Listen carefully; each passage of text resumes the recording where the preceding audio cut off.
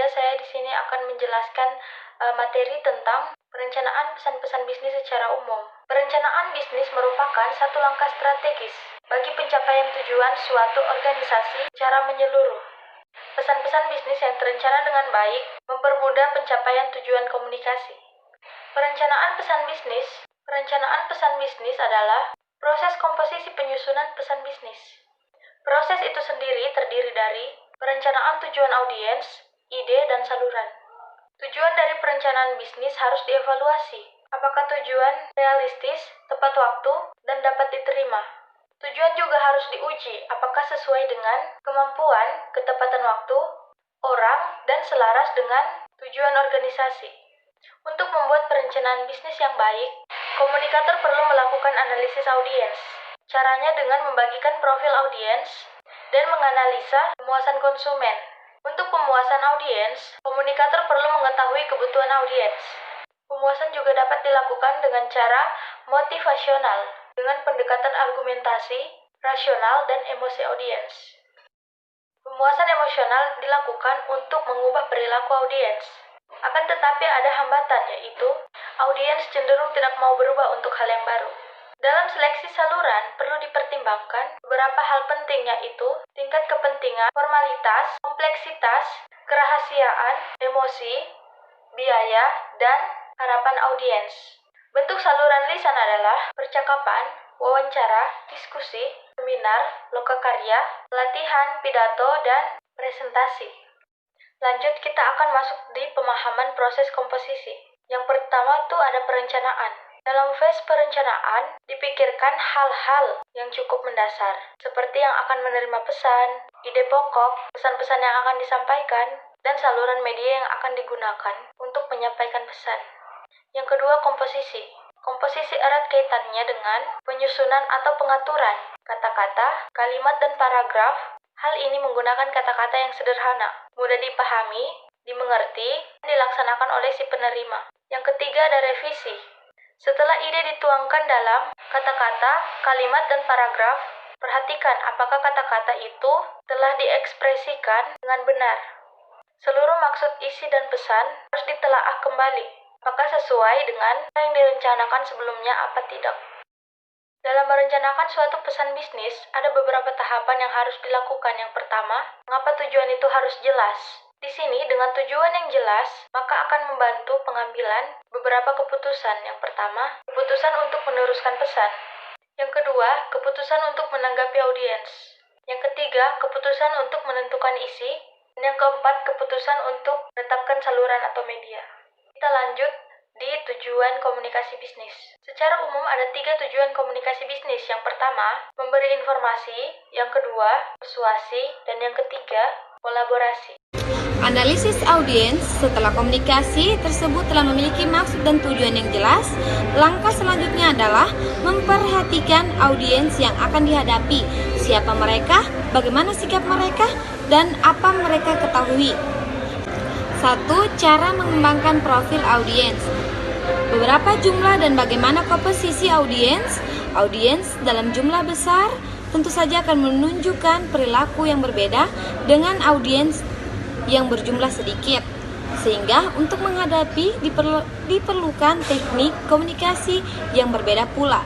Bentuk dan format penulisan materi yang akan disampaikan juga ditentukan oleh jumlah audiens. Siapa audiens? Bila audiens yang ditujukan lebih dari 1 orang, komunikator perlu mengidentifikasi siapa di antara mereka yang memegang posisi kunci atau posisi yang penting, seperti mereka yang memiliki status organisasi yang tinggi. Bagaimana tingkat pemahaman audiens ketika menyampaikan pesan-pesan? Latar belakang audiens seperti tingkat pendidikan, usia, dan pengalaman juga perlu diperhatikan jika komunikator dan audiens memiliki latar belakang yang berbeda. Perlu diputuskan terlebih dahulu seberapa jauh audiens tersebut dididik. Bagaimana hubungan komunikator dengan audiens? Jika komunikator adalah orang-orang yang belum diketahui oleh audiens harus dapat diyakinkan sebelum presentasi disampaikan. Komunikator dengan menyampaikan yang meyakinkan akan membuat audiens termotivasi. Selanjutnya, Penentuan ide pokok. Sebelum menentukan ide pokok, terlebih dahulu yang harus diidentifikasi adalah teknik brainstorming. Yang di dalamnya teknik brainstorming adalah storyteller, random list, CVR, jurnalistik, Q&A, dan pembatasan cakupan. Langkah selanjutnya adalah seleksi saluran dan media yang mencakup komunikasi lisan. Apa itu komunikasi lisan? Salah satu kebaikan dari komunikasi lisan adalah kemampuan memberikan umpan balik dengan segera. Saluran digunakan bila pesan yang disampaikan sederhana, tidak diperlukan catatan, dan audiens dapat dibuat lebih nyaman. Kedua, komunikasi tertulis. Apa itu komunikasi tertulis? Pesan-pesan yang tertulis dapat disampaikan melalui berbagai macam bentuk seperti surat, memo, dan laporan. Salah satu kebaikan dari komunikasi tertulis yaitu penulis mempunyai kesempatan untuk merencanakan dan mengendalikan pesan-pesan mereka. Baik, untuk bab 10 ada sistem informasi bisnis berbasis internet. Yang pertama ada aplikasi e-bisnis, merupakan kegiatan bisnis yang dilakukan secara otomatis maupun semi-otomatis dengan menggunakan teknologi elektronik. E-bisnis memungkinkan suatu perusahaan dapat berhubungan dengan sistem pemrosesan data internal maupun eksternal secara efisien dan juga fleksibel. E-bisnis juga banyak dipakai oleh perusahaan untuk berhubungan pada supplier dan mitra bisnis perusahaan. Selain itu, dapat memenuhi permintaan dan melayani kepuasan pelanggan secara lebih baik. E-bisnis berkaitan secara menyeluruh pada proses bisnis termasuk value chain atau pembelian secara elektronik, manajemen rantai supply, pemrosesan order elektronik, penanganan dan pelayanan kepada pelanggan, serta kerjasama pada mitra bisnis. E-bisnis juga memungkinkan untuk pertukaran data dari satu perusahaan ke perusahaan lain, baik melalui web, internet, eksternet maupun kombinasi lainnya. Marketplace atau arena di internet merupakan tempat bertemunya para calon penjual dan juga pembeli secara lebih baik layaknya berada di dunia nyata. Mekanisme yang terjadi pada marketplace pada hakikatnya adalah adopsi dari konsep pasar bebas maupun terbuka. Dalam artian, siapa saja bebas melakukan atau masuk di area tersebut dan melakukan berbagai inisiatif bisnis yang mengarah pada transaksi jual beli barang. Seluruh perusahaan tanpa peduli ukuran dan juga jenisnya dapat menerapkan konsep e-bisnis karena dalam proses penciptaan dan maupun jasanya, setiap perusahaan pasti membutuhkan sumber daya informasi.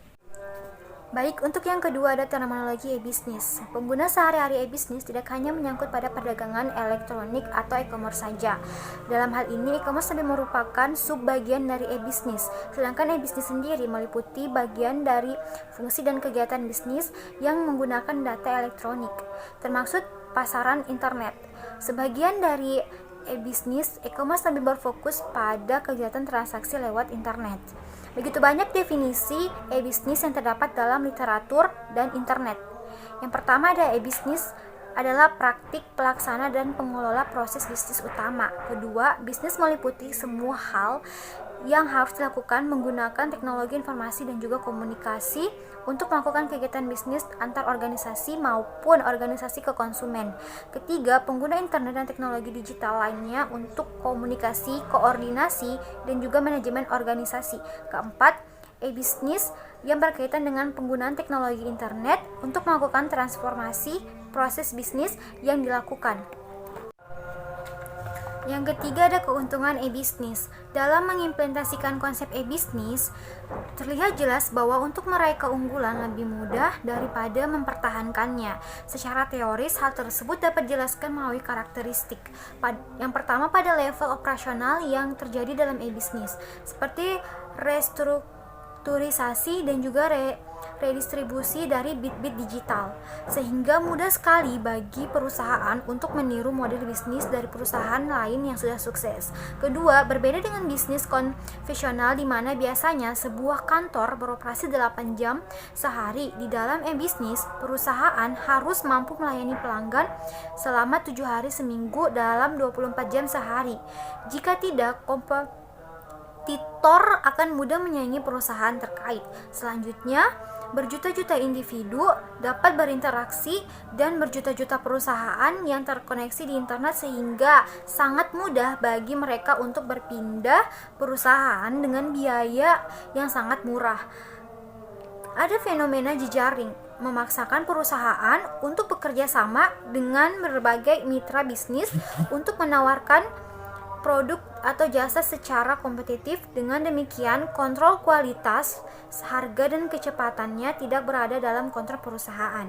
Mekanisme perdagangan terbuka dan pasar bebas secara tidak langsung telah terjadi di dunia internet sehingga seluruh dampak atau dalil-dalil sehubungan dengan kondisi market semacam itu berlaku di dunia maya. Sini saya akan menjelaskan keuntungan internet sebagai media pemasaran atau penjualan yang memberikan keuntungan, antara lain yang pertama, untuk beberapa produk sangat sesuai ditawarkan melalui internet.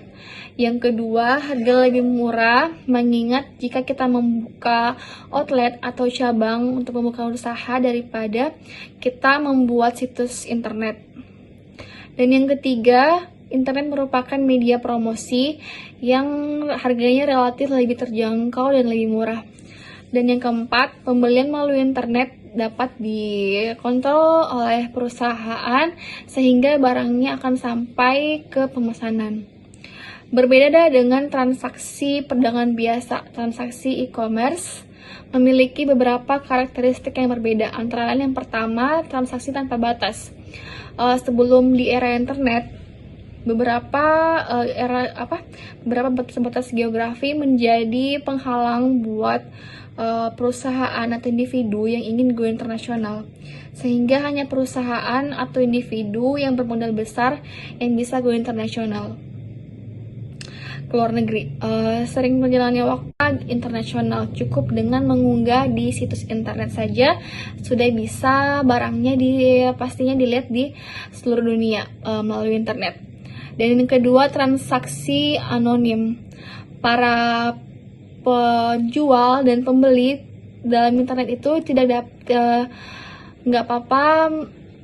nggak harus bertemu muka.